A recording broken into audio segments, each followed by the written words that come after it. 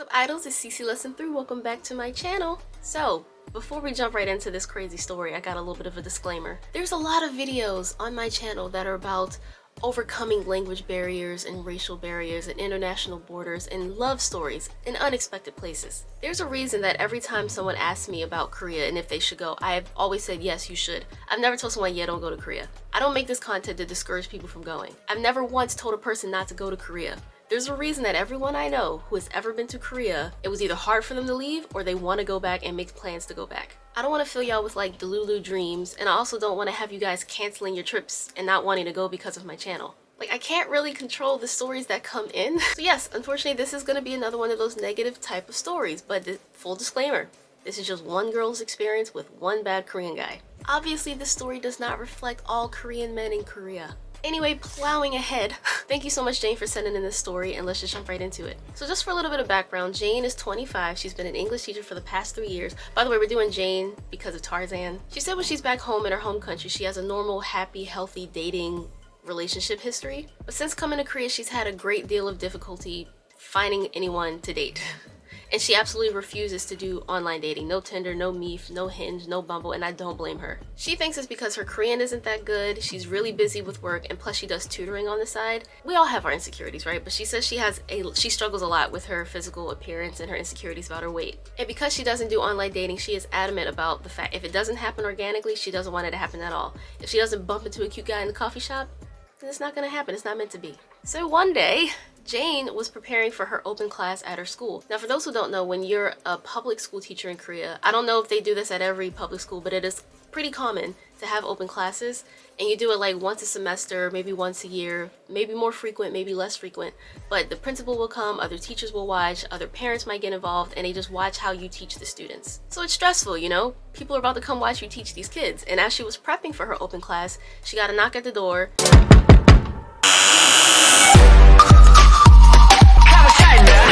In walks a guy, and he's asking her for directions. He started asking her in Korean. I was like, wait, she's a foreigner, and then switched to flawless, perfect English, and she was like, oh, like that caught her off guard. So we'll call this dude Clayton, because Clayton was the villain in Tarzan. Wait, don't!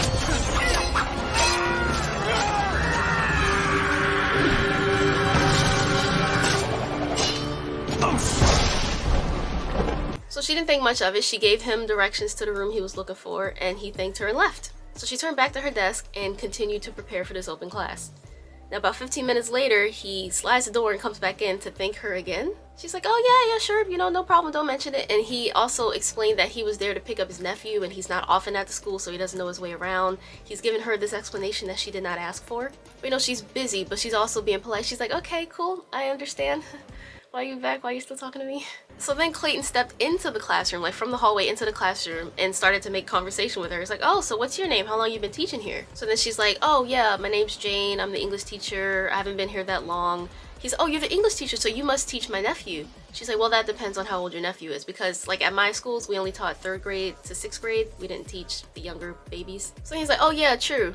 But he doesn't say his nephew's age. He just moves on in the conversation. So he's like, oh yeah, that's cool. So how do you like being in Korea so far? She's like, look, I don't want to be rude or anything, but in about 20 minutes, I have an open class. So I'm like nervous, hurriedly trying to prepare this stuff. So like, can we talk a little bit later?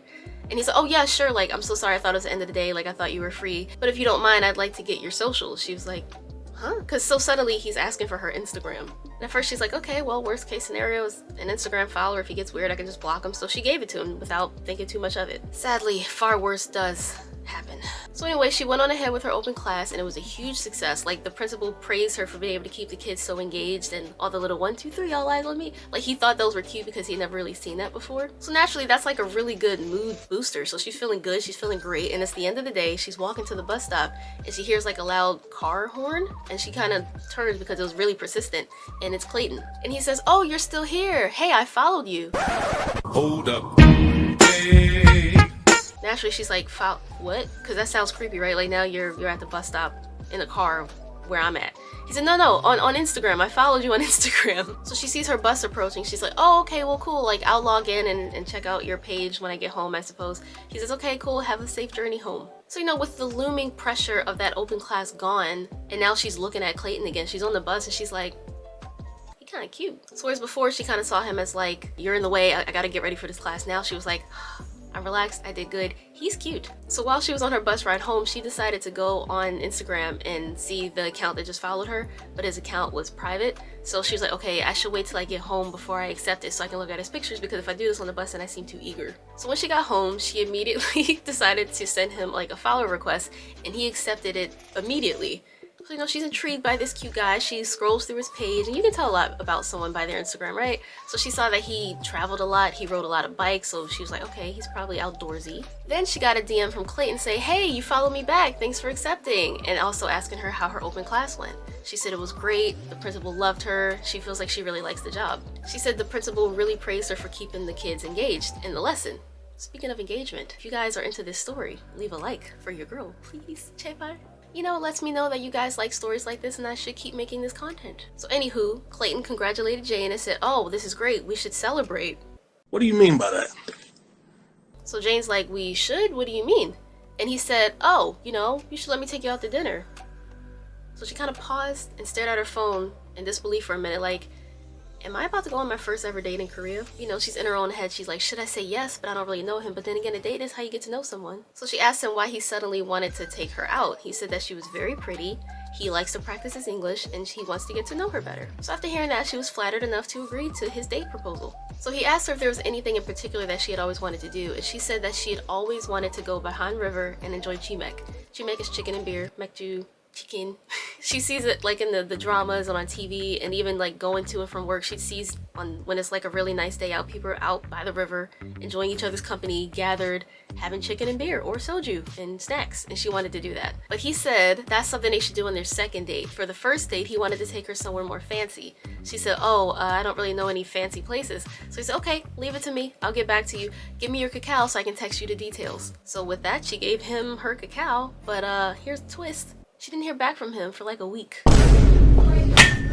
Oh my gosh. And naturally, you know, she was sad as fuck about it. Like, there was this really cute guy who spoke really good English to counter her really bad Korean, and he seemed really interested in getting to know her. He asked her out, and then suddenly a week goes by with nothing. So she decided, okay, fuck it, whatever. I hear about the ghosting all the time. I guess now I can say it happened to me.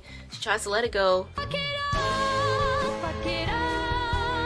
And get back to work, and she's at her school, and then he pops over again, dropped by like nothing happened, and she was kind of looking at him like are you serious right now? So he said the classic excuse, oh, you know, I'm so sorry, things just got really crazy at work.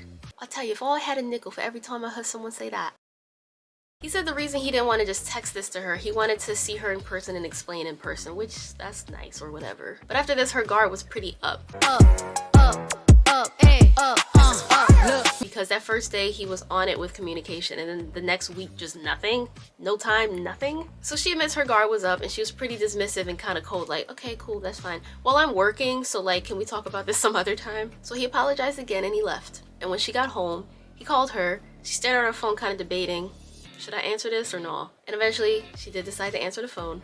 And he again apologized, and he asked her what she was doing the upcoming weekend because there was a restaurant in Lotte Tower that he wanted to take her to. So then Jane was like, oh, what, so you're not busy no more? Give me a P, give me a E, give me a T, T, Y. I'm petty all the time. So she could tell that he was annoyed by that response, but she also didn't care because she was annoyed by no response from him for the past week. And then he said, look, I said I'm sorry, either forgive me or don't. Damn! And weirdly, Jane decided to hang up the phone after that. So then he texted her and just said, why? She said, you don't seem like the most reliable guy. I'm not sure if I want to get involved. So Nina said, I can prove to you that I am, and he sent her a link to the restaurant that he wanted to take her to. So she finally said okay, and she agreed to this date this upcoming weekend. So let's skip to the day of the date, and we know that he drives, so he picked her up, which she thought was really nice, and he's being all extra because he got out of the car to the other side, opened the passenger. He told her that she looked very, very nice. Now, this might not seem like that big of a deal, but so far he gave her 2 compliments about her physical appearance, and it's a very important little detail that you should keep in mind for the end of the story. She was impressed by his car, she was impressed by how good he smelled, she was impressed by how good he looked, and she was excited about this date. So they pull up to Lotte Tower. She said the vibes were amazing, the aesthetic, the food, the views, everything was perfect. By the way, if you guys hear coughing in the background, there's a COVID case in the house, so I'm sorry. So as Jane and Clayton talked over dinner, she was pleasantly surprised by how much they had in common. Like, it was an easy flowing, natural conversation. It was a good ratio of flirt and getting to know each other. So after dinner, he asked if he was forgiven, and she was like, there's nothing to forgive. Like, I was never really that mad. I was just a little disappointed. So they ended their first date successfully. So after their first date, they talked on the phone a lot, they texted a lot, and she saw that he was really good with communicating back with her. And she was like, okay, maybe I was wrong about this dude. No. And before she knew it, it was time for their second date. And this was the initial idea that she had for how they could get to know each other, something that she always wanted to do. So they had their chimek by Han River. The only bad thing is the weather was not cooperating. It was kind of like drizzly, will it rain, won't it rain, really kind of cloudy. So they had umbrellas just in case, but also Clayton brought a tent. And she does remember seeing people would have their tents and they would go inside to warm up and kind of stick out the entrance and have their drinks and their food. So she was excited to do that. Now, doesn't a tent by the river in the rain sound so cozy and romantic? So while they were hanging out, she kept asking him to teach her some Korean, and he was. So they were practicing that. They were looking at videos on each other's phones, laughing. They enjoyed the food, the alcohol, each other's company. And as the day turned into the evening, there were fewer and fewer people around them. Because when the day started, it was actually more crowded than they expected, given the shitty weather. But she said something about the people around them leaving made the atmosphere more romantic. And suddenly he kissed her. Wow. But she was actually happy and she kissed him back. Wow. He told her how much he liked her lips and then he kissed her again. Wow. She said next thing she knew, they were making out in the tent. And one thing that they got a little carried away because it was getting later and you're not supposed to have those tents out like all nights of the river. Like people will eventually patrol and come by and be like, yo, go home. So they were like, oh shit, we should go before we get in trouble. So she said something about like that rushed pace. Like they found it really funny and they were laughing and they felt all like childlike again, and they sprinted for the car and packed up everything. And then once they got in the car and kind of had a minute to catch their breath and collect themselves, he suddenly said, do you think we could make this more steady? So Jane's like, what do you mean by steady exactly? And he said, oh, I want you to be my girlfriend.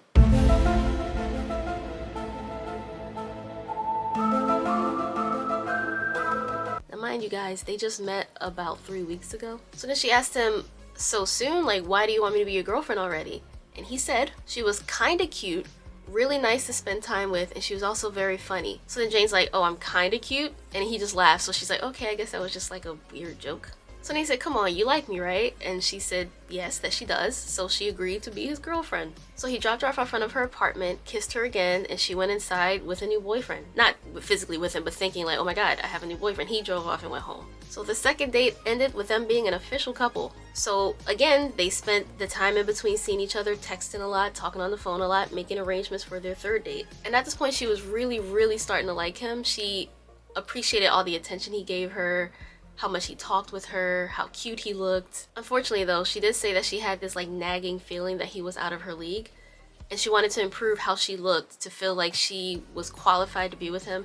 That made me so sad to read. It does tie back to the insecurities mentioned earlier in the beginning of the story. So she wanted to make a few changes to surprise him, like give herself a makeover before their third date. She changed her hair color, she started wearing more makeup, and she got some new clothes. So when they met for their third date, he said, wow, you look so much better. You look more Korean. That is a crock. I'm happy. Like, if you look at the pictures of me and Jimin, we're identical. No, you're not. Look, nothing against Korean people, but like that's a weird thing to say to someone who is not ethnically Korean, that they look Korean. Like, is that supposed to be a compliment? Koreans are pretty, but don't tell someone who's not Korean that they look Korean. That's kind of weird.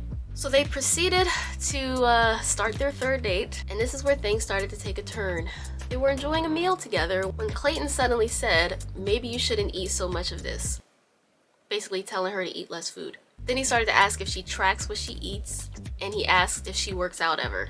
Now this is like a punch to the throat, right? Because she was already insecure about her weight and her appearance. You know, they've only known each other for about a month. He had never brought up her weight before now. So she says she doesn't have a lot of time to go to the gym. Like, she works all the time. He said, oh, you could go to the gym in the morning or when you come home from work, or you could play with the kids when they're having their free time. And she did consider that. She considered going to the gym because, again, she did say that she felt like she needed to improve how she looked to warrant, like, to justify being with him. And that also means she decided to eat less food at dinner than she normally would. Now at this time, she read it as constructive criticism. You know, she's like, well, he likes me. Like, it's weird, right? Weight is one of those things we don't really talk about. Like, we're not supposed to talk about it. She knows Koreans tend to be more blunt without necessarily meaning to insult you or be offensive, and it's their way of helping. So she really tried to not be offended by what he was saying to her. And, you know, she tried to justify this to herself, like, you know, it couldn't hurt to lose a few kilos or pounds for us Americans. But then it's also like, you shouldn't try to change your partner, right? But then it's like, is it okay if it's trying to help them? I don't know. How do you guys feel about this? What do you think? Let me know in the comments. So after their third date, you know how they would text and call in between seeing each other? Now he started to text her and ask her what she ate. He would also ask her if she got a gym membership yet. So after all this, Jane started to feel a lot of pressure to try and lose weight to keep him happy and keep him interested in wanting to be with her. And she really wanted to believe this is just tough love. So when they would meet up, he would suggest they get dinner. She didn't want to do that. She became kind of anxious about just eating around him.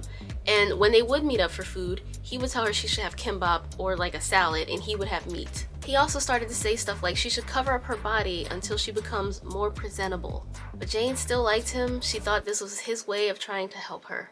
And she felt this way until one day he flat out said, "You should be thin like my Korean exes."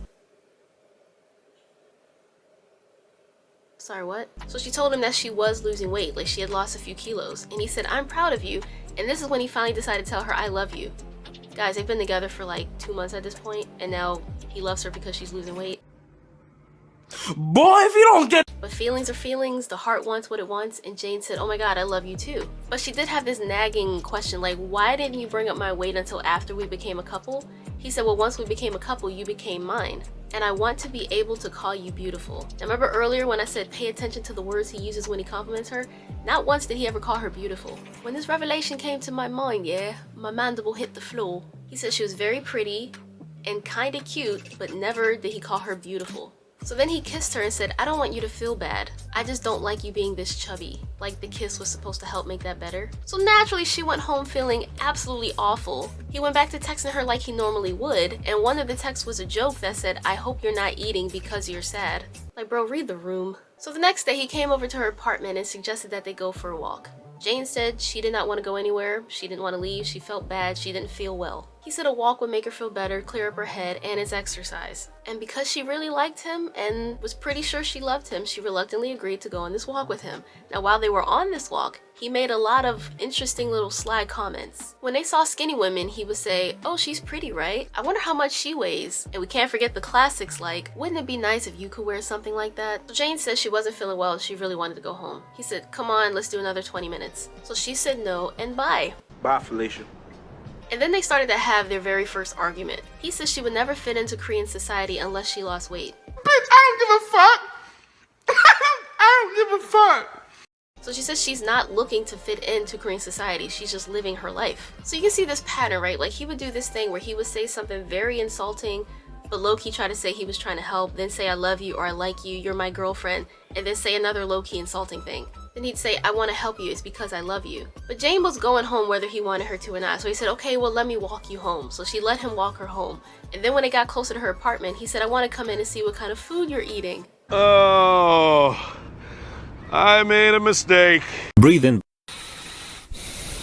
Boy. So she snapped. She's crying at this point. She's been crying and he still has not let up. And she said, "If you don't like my weight, then we shouldn't be together." And then he said, "I like you. You changed your hair and your clothes and your makeup. All you need to do is lose weight." So, you know, actually she's crying. She's saying like, "I'm trying to. This is really hard. It's hard to lose weight. I've been putting in the work. I've lost some weight already." And Clayton said that's why he's trying to help her. She said, "You're not helping me. You're making me feel more pressure, more stress, more anxious." So she finally just told him, "You're too controlling. I can't do this anymore." So he said, "Fine, I'll leave you. Chubby girls aren't popular in Korea. I was really trying to help you.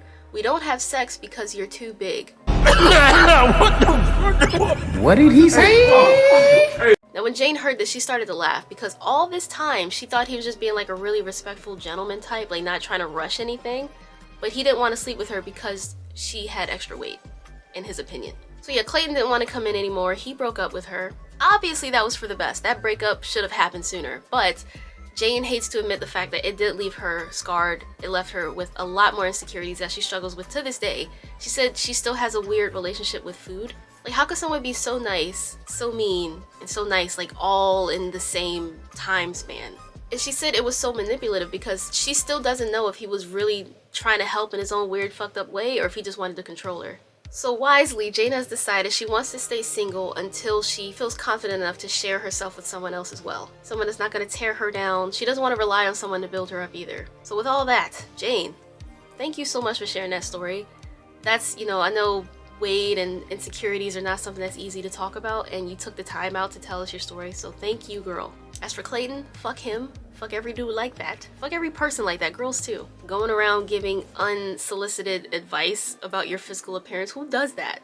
아, disgusting한 냄새가 나요. 아, disgusting shit. If you like this story time, please check out the other ones that are gonna pop up on the end screen. I put them together in playlists for you. Binge them, please. It helps me a lot. Thanks for watching. If you did, remember to like, comment, share, and subscribe. And I will see you guys next time. Annyeong!